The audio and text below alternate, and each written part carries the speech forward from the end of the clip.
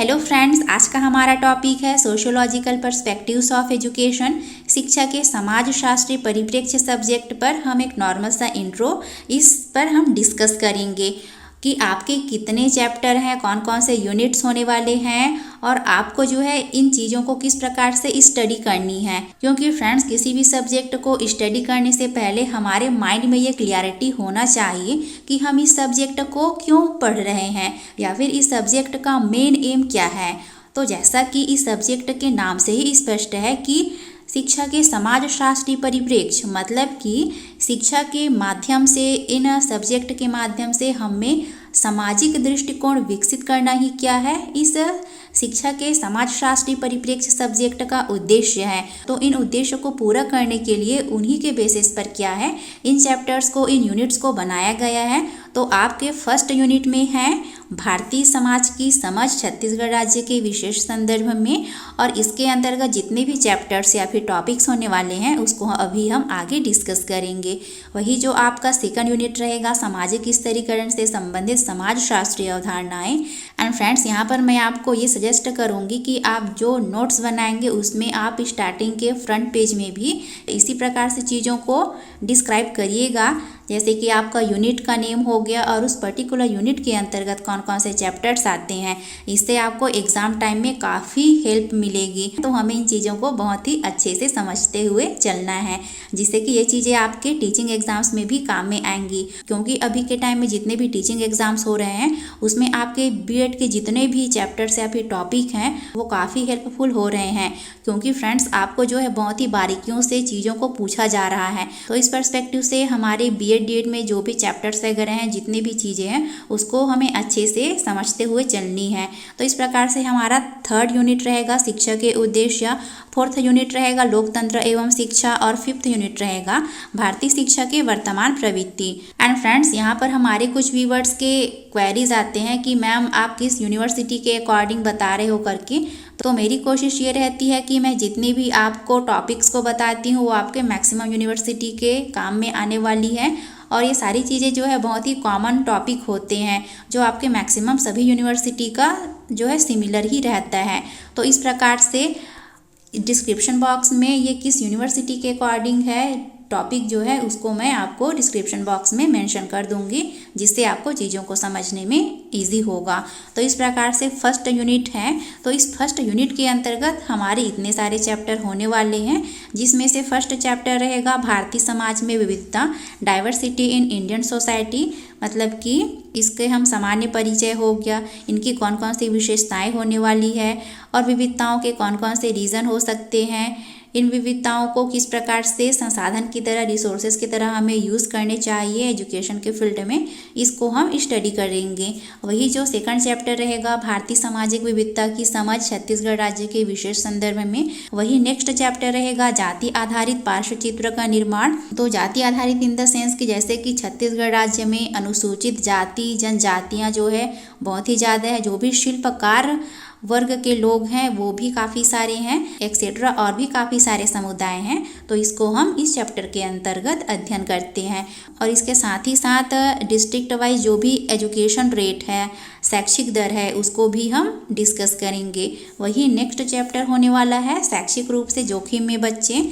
तो इसका तात्पर्य होता क्या है, शैक्षिक रूप से जोखिम में कौन से बच्चे होते हैं, इसके मीनिंग डेफिनेशन हो गए और कौन कौन से रीज़न हो सकते हैं, और ऐसे बच्चों के लिए हमें किस प्रकार की एजुकेशन प्रोवाइड करनी चाहिए, एक्सेट्रा पॉइंट को आप इस चैप्टर के अंतर्गत अध्ययन करोगे। वही नेक्स्ट रहेगा स्वयं के किसी गांव के पार्श्व चित्र का निर्माण।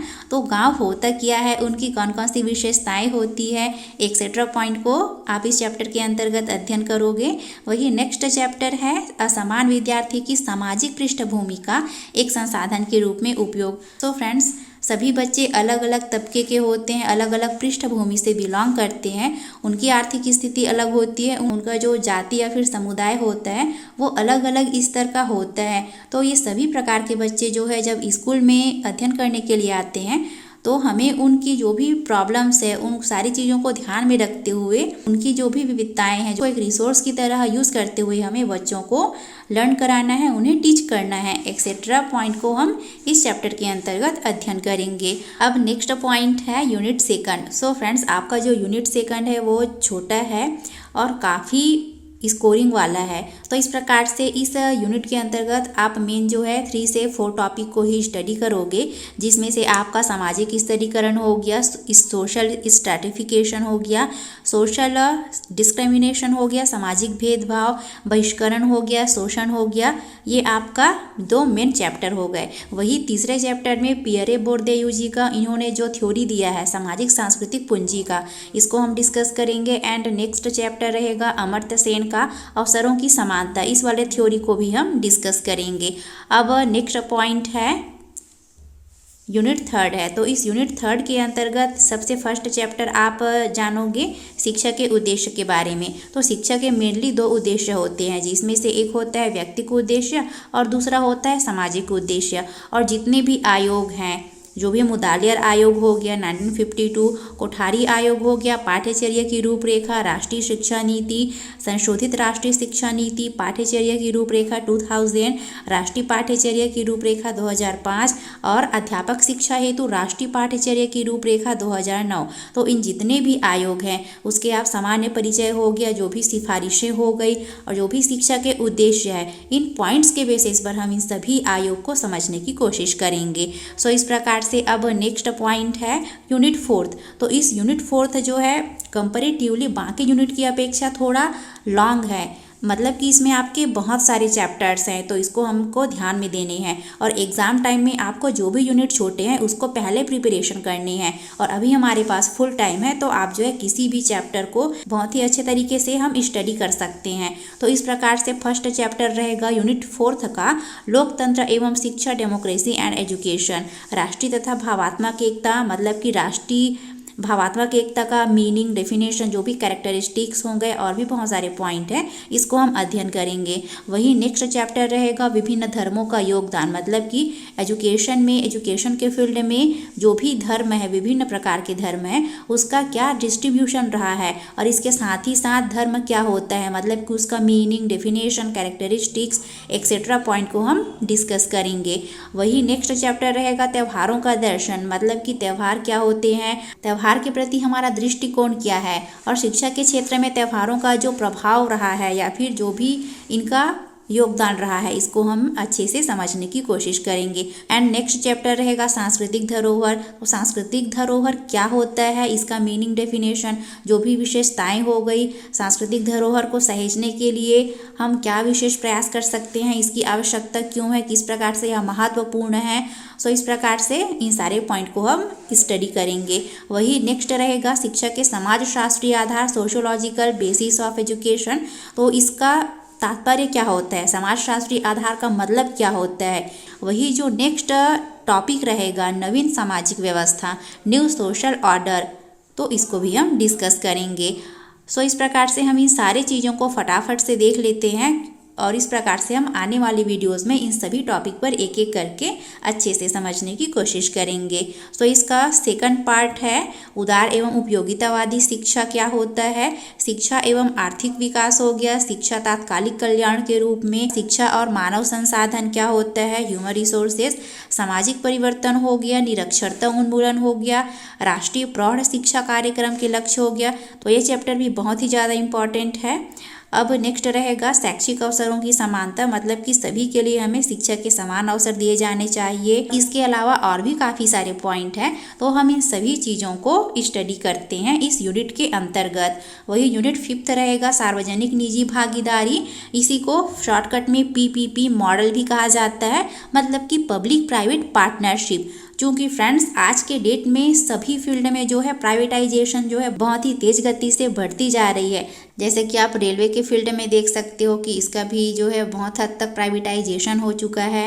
और इसके साथ ही साथ और भी काफ़ी सारे फील्ड हैं, सरकार के दायरे में आता था, बट अब जो है इसका धीरे धीरे प्राइवेटाइजेशन हो रहा है। तो ठीक इसी प्रकार से एजुकेशन के फील्ड में भी प्राइवेटाइजेशन जो है देखने को मिलता है।